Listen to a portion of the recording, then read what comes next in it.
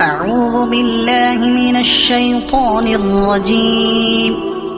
بسم الله الرحمن الرحيم. ألف لام را. تلك آيات الكتاب الحكيم. أكان للناس عجبا أن أوحينا إلى رجل منهم أن أنذر الناس وبشر الذين آمنوا أن لهم قدم صدق عند ربهم.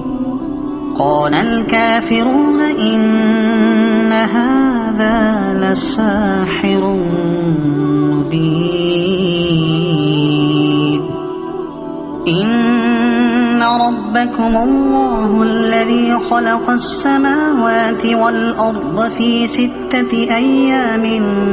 ثم استوى على العرش يدبر الأمر. ما من شفيع إلا من بعد إذنه. ذلكم الله ربكم فاعبدوه. أفلا تذكرون. إليه مرجعكم جميعا وعد الله حقا. إنه يبدأ الخلق ثم يعيده ليجزي الذين آمنوا وعملوا الصالحات بالقسط. والذين كفروا لهم شراب من حميم وعذاب أليم بما كانوا يكفرون. هو الذي جعل الشمس ضياء والقمر نورا وقدره منازل لتعلموا عدد السنين والحساب. ما خلق الله ذلك إلا بالحق. يفصل الآيات لقوم يعلمون. إن في اختلاف الليل والنهار وما خلق الله في السماوات والأرض لآيات لقوم يتقون. إن الذين لا يرجون لقاءنا ورضوا بالحياة الدنيا واطمأنوا بها والذين هم عن آياتنا غافلون أولئك مأواهم النار بما كانوا يكسبون. إن الذين آمنوا وعملوا الصالحات يهديهم ربهم بإيمانهم. تجري من تحتهم الأنهار في جنات النعيم. دعواهم فيها سبحانك اللهم وتحيتهم فيها سلام. وآخر دعواهم أن الحمد لله رب العالمين. ولو يعجل الله للناس الشر استعجالهم بالخير لقضي إليهم أجلهم. فنظر الذين لا يرجون لقاءنا في طغيانهم يعمهون. وإذا مس الإنسان الضر دعانا لجنبه أو قاعدا أو قائما. فلما كشفنا عنه ضره مر كأن لم يدعنا إلى ضر مسه كذلك زين للمسرفين ما كانوا يعملون ولقد أهلكنا القرون من قبلكم لما ظلموا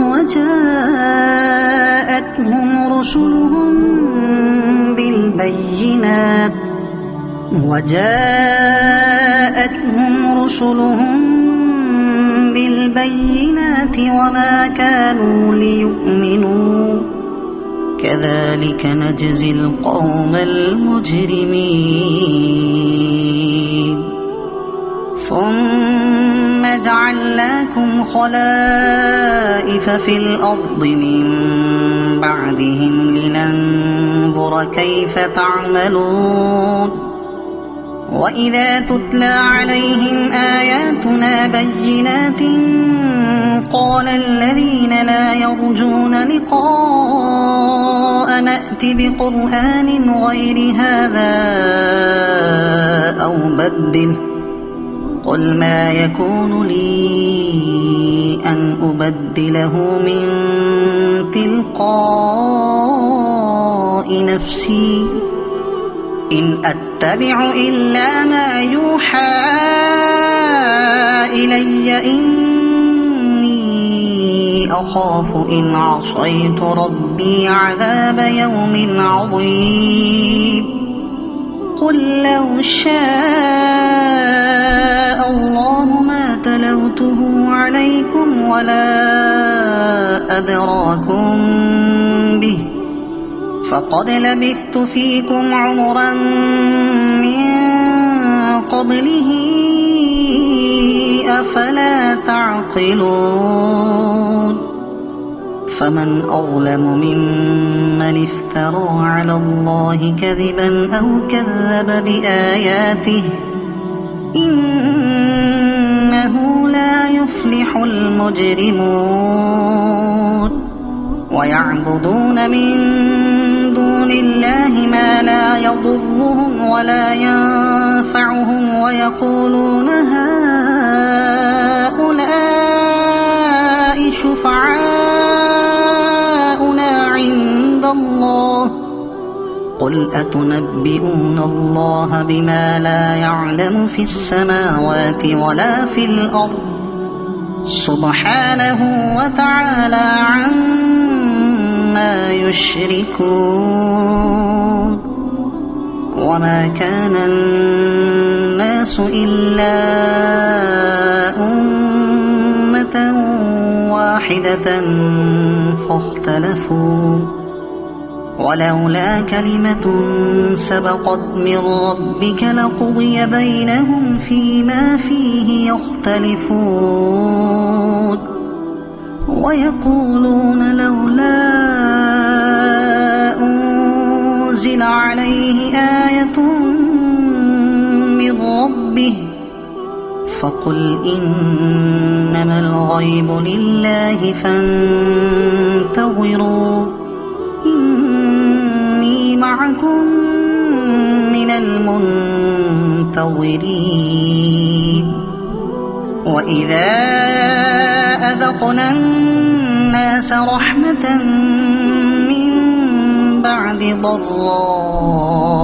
مستهم إذا لهم مكر في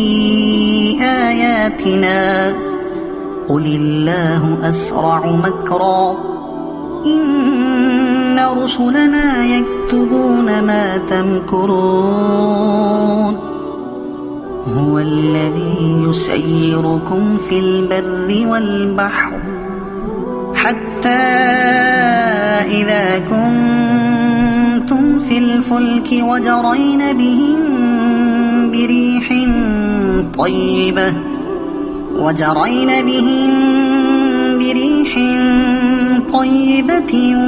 وفرحوا بها جاءتها ريح عاصف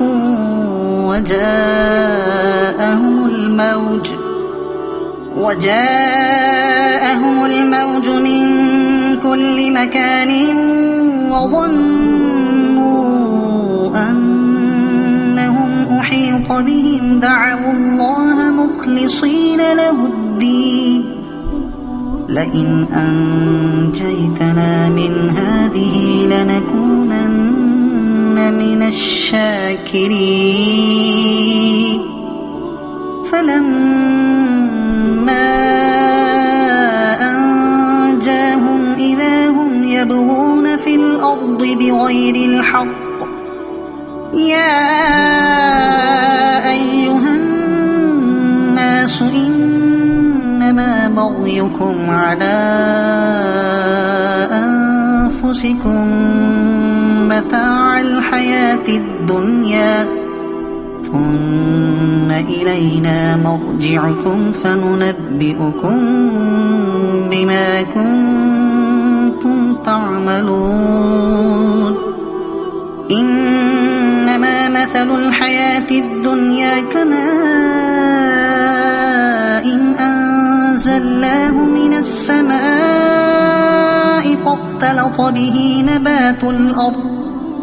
فاختلط به نبات الأرض مما يأكل الناس والأنعام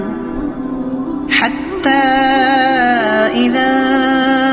أخذت الأرض زخرفها وزينت وظن أهلها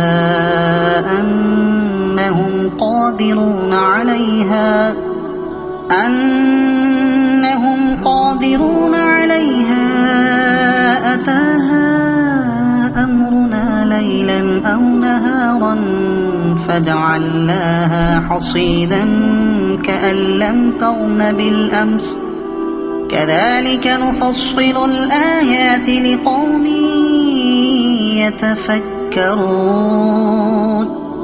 والله يدعو إلى دار السلام ويهدي من يشاء إلى صراط مستقيم للذين أحسنوا الحسنى وزيادة ولا يرهق وجوههم قتر ولا ذلة أولئك أصحاب الجنة هم فيها خالدون والذين كسبوا السيئات جزاء سيئة بمثلها وترهقهم ذلة ما لهم من الله من عاصم كأنما أغشيت وجوههم قطعا من الليل مظلما أولئك أصحاب النار هم فيها خالدون ويوم نحشرهم جميعا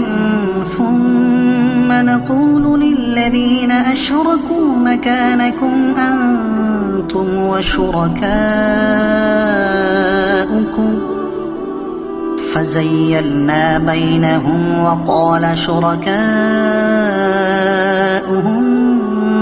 ما كنتم إيانا تعبدون فكفى بالله شهيدا بيننا وبينكم إن كنا عن عبادتكم لغافلين هنالك تبلو كل نفس ما أسلفت وردوا إلى الله مولاهم الحق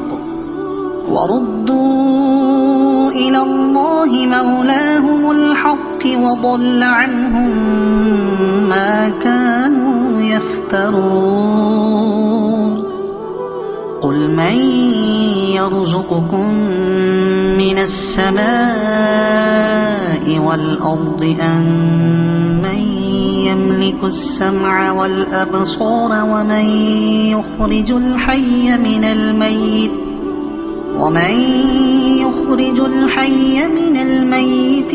ويخرج الميت من الحي ومن يدبر الأمر فسيقولون الله فقل أفلا تتقون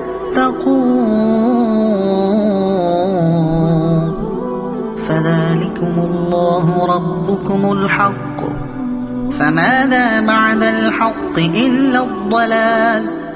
فأنى تصرفون كذلك حقت كلمة ربك على الذين فسقوا أنهم لا يؤمنون قل هل من شركائكم من يبدأ الخلق ثم يعيده قل الله يبدأ الخلق ثم يعيده فأنى تؤفكون قل هل من شركائكم من يهدي إلى الحق قل الله يهدي للحق أفمن يهدي إلى الحق أحق أن يتبع أم من لا يهدي إلا أن يهدى فما لكم كيف تحكمون وما يتبع أكثرهم إلا ظنا إن الظن لا يغني من الحق شيئا إن الله عليم بما يفعلون وما كان هذا القرآن أن يفترى من دون الله ولكن تصديق الذي بين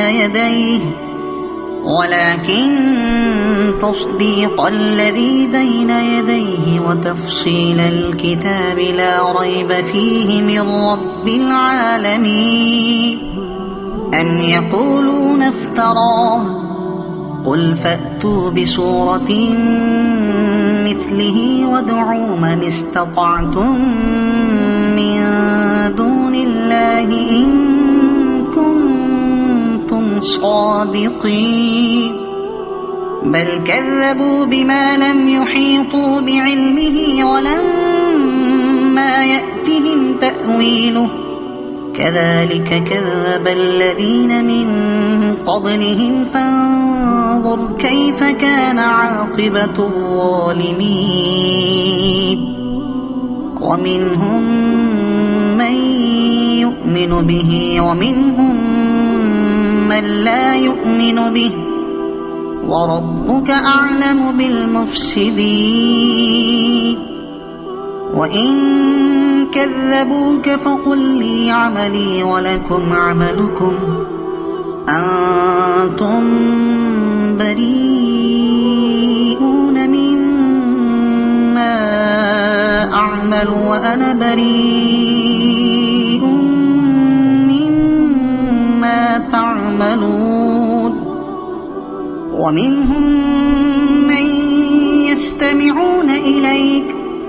أفأنت تسمع الصم ولو كانوا لا يعقلون ومنهم من ينظر إليك أفأنت تهدي العمي ولو كانوا لا يبصرون إن الله لا يظلم الناس شيئا ولكن الناس أنفسهم يظلمون ويوم يحشرهم كأن لم يلبثوا إلا ساعة من النهار يتعارفون بينهم قد خسر الذين كذبوا بلقاء الله وما كانوا مهتدين وإما نرينك بعض الذي نعدهم أو نتوفينك فإلينا مرجعهم ثم شهيد على ما يفعلون ولكل أمة رسول فإذا جاء رسولهم قضي بينهم بالقسط وهم لا يظلمون ويقولون متى هذا الوعد إن كنتم صادقين قل لا أملك لنفسي ضرا ولا نفعا إلا ما شاء الله لكل أمة أجل إذا جاء أجلهم فلا يستأخرون ساعة ولا يستقدمون قل أرأيتم إن أتاكم عذابه بياتا أو نهارا ماذا يستعجل منه المجرمون أثم إذا ما وقع آمنتم به الآن وقد كنتم به تستعجلون ثم قيل للذين ظلموا ذوقوا عذاب الخلد هل تجزون إلا بما كنتم تكسبون ويستنبئونك أحق هو قل إي وربي إنه لحق وما أنتم بمعجزين ولو أن لكل نفس ظلمت ما في الأرض لافتدت به وأسروا الندامة لما رأوا العذاب وقضي بينهم بالقسط وهم لا يظلمون ألا إن لله ما في السماوات والأرض ألا إن وعد الله حق ولكن أكثرهم لا يعلمون هو يحيي ويميت وإليه ترجعون يا أيها الناس قد جاءتكم موعظة من ربكم وشفاء لما في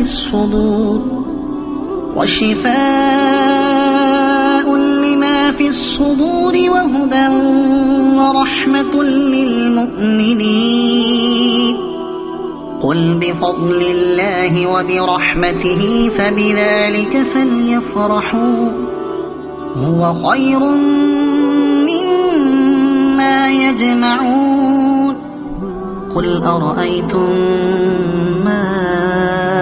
أنزل الله لكم من رزق فجعلتم منه حراما وحلالا قل الله أذن لكم أم على الله تفترون وما ظن الذين يفترون على الله الكذب يوم القيامة إن الله لذو فضل على الناس ولكن أكثرهم لا يشكرون وما تكون في شأن وما تتلو منه من قرآن ولا تعملون من عمل إلا كنا عليكم شهودا إذ تفيضون فيه وما يعزب عن ربك من مثقال ذرة في الأرض ولا في السماء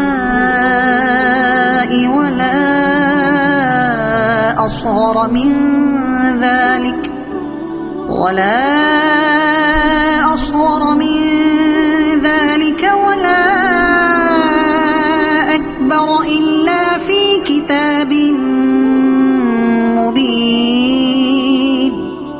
ألا إن أولياء الله لا خوف عليهم ولا هم يحزنون الذين آمنوا وكانوا يتقون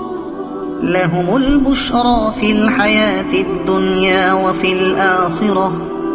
لا تبديل لكلمات الله ذلك هو الفوز العظيم ولا يحزنك قولهم إن العزة لله جميعا هو السميع العليم ألا إن لله من في السماوات ومن في الأرض وما يتبع الذين يدعون من دون الله شركاء إن يتبعون إلا الظن وإن هم إلا يخرصون هو الذي جعل لكم الليل لتسكنوا فيه والنهار مبصرا إن في ذلك لآيات لقوم يسمعون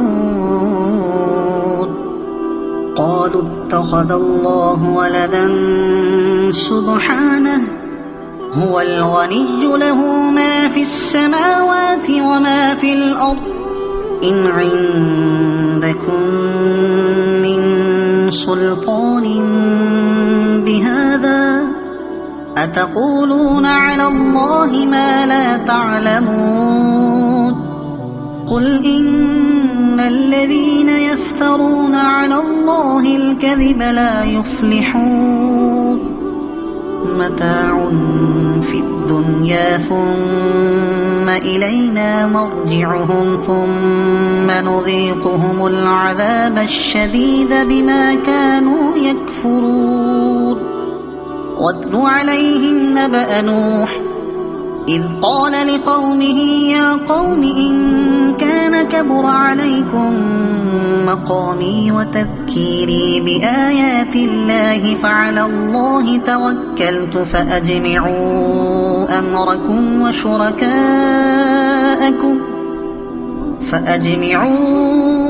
أمركم وشركاءكم ثم لا يكن أمركم عليكم غمة ثم قضوا إلي ولا تنظرون فإن توليتم فما سألتكم من أجر إن أجري إلا على الله وأمرت أن أكون من المسلمين فكذبوه فنجيناه ومن معه في الفلك وجعلناهم خلائف وأغرقنا الذين كذبوا بآياتنا فانظر كيف كان عاقبة المنذرين ثم بعثنا من بعده رسلا إلى قومهم فجاءوهم بالبينات فما كانوا ليؤمنوا بما كذبوا به من قبل كذلك نطبع على قلوب المعتدين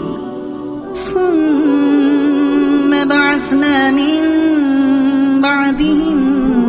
موسى وهارون إلى فرعون وملئه بآياتنا فاستكبروا وكانوا قوما مجرمين فلما جاءهم الحق من عندنا قالوا إن هذا لسحر مبين قال موسى أتقولون للحق لما جاءكم أسحر هذا ولا يفلح الساحرون قالوا أجئتنا لتلفتنا عما وجدنا عليه آباءنا وتكون لكما الكبرياء في الأرض وما نحن لكما بمؤمنين وقال فرعون ائتوني بكل ساحر عليم فلما جاء السحرة قال لهم موسى ألقوا ما أنتم ملقون فلما ألقوا قال موسى ما جئتم به السحر إن الله سيبطله إن الله لا يصلح عمل المفسدين ويحق الله الحق بكلماته ولو كره المجرمون فما آمن لموسى إلا ذرية من قومه على خوف من فرعون وملئهم أن يفتنهم وإن فرعون لعال في الأرض وإنه لمن المسرفين وقال موسى يا قوم إن كنتم آمنتم بالله فعليه توكلوا إن كنتم مسلمين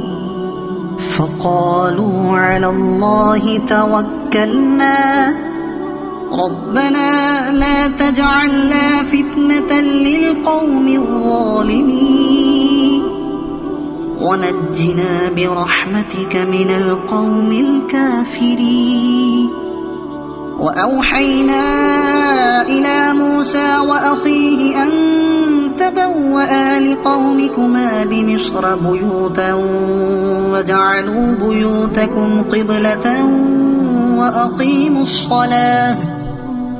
وبشر المؤمنين وقال موسى ربنا إنك آتيت فرعون وملأه زينة وأموالا في الحياة الدنيا ربنا ليضلوا عن سبيلك ربنا اطمس على أموالهم واشدد على قلوبهم فلا يؤمنوا حتى يروا العذاب الأليم قال قد أجيبت دعوتكما فاستقيما ولا تتبعان سبيل الذين لا يعلمون وجاوزنا ببني إسرائيل البحر فأتبعهم فرعون وجنوده بغيا وعدوا حتى إذا أدركه الغرق قال آمنت أنه لا إله إلا الذي آمنت به بنو إسرائيل وأنا من المسلمين الآن وقد عصيت قبل وكنت من المفسدين فاليوم ننجيك ببدنك لتكون لمن خلفك آية وإن كثيرا من الناس عن آياتنا لغافلون ولقد بوأنا بني إسرائيل مبوأ صدق ورزقناهم من الطيبات فما اختلفوا حتى جاءهم العلم إن ربك يقضي بينهم يوم القيامة فيما كانوا فيه يختلفون فإن كنت في شك مما أنزلنا إليك فاسأل الذين يقرؤون الكتاب من قبلك لقد جاءك الحق من ربك فلا تكونن من الممترين ولا تكونن من الذين كذبوا بآيات الله فتكون من الخاسرين إن الذين حقت عليهم كلمة ربك لا يؤمنون ولو جاءتهم كل آية حتى يروا العذاب الأليم فلولا كانت قرية آمنت فنفعها إيمانها إلا قوم يونس لما آمنوا كشفنا عنهم عذاب الخزي في الحياة الدنيا ومتعناهم إلى حين ولو شاء ربك لآمن من في الأرض كلهم جميعا أفأنت تكره الناس حتى يكونوا مؤمنين وما كان لنفس أن تؤمن إلا بإذن الله ويجعل الرجس على الذين لا يعقلون قل انظروا ماذا في السماوات والأرض وما تغني الآيات والنذر عن قوم لا يؤمنون فهل ينتظرون إلا مثل أيام الذين خلوا من قبلهم قل فانتظروا إني معكم من المنتظرين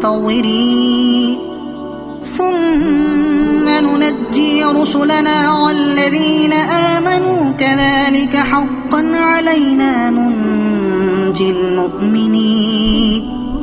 قل يا أيها الناس إن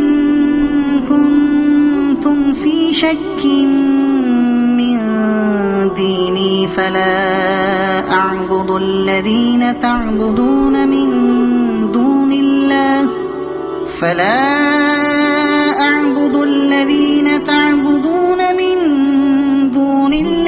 ولكن أعبد الله الذي يتوفاكم وأمرت أن أكون من المؤمنين وأن أقم وجهك للدين حنيفا ولا تكونن من المشركين ولا تدع من دون الله ما لا ينفعك ولا يضرك فإن فعلت فإنك إذا من الظالمين وإن يمسسك الله بضر فلا كاشف له إلا هو وإن يردك بخير فلا راد لفضله يصيب به من يشاء من عباده وهو الغفور الرحيم قل يا أيها الناس قد جاءكم الحق من ربكم فمن اهتدى فإنما يهتدي لنفسه ومن ضل فإنما يضل عليها وما أنا وكيل واتبع ما يوحى إليك واصبر حتى يحكم الله وهو خير الحاكمين.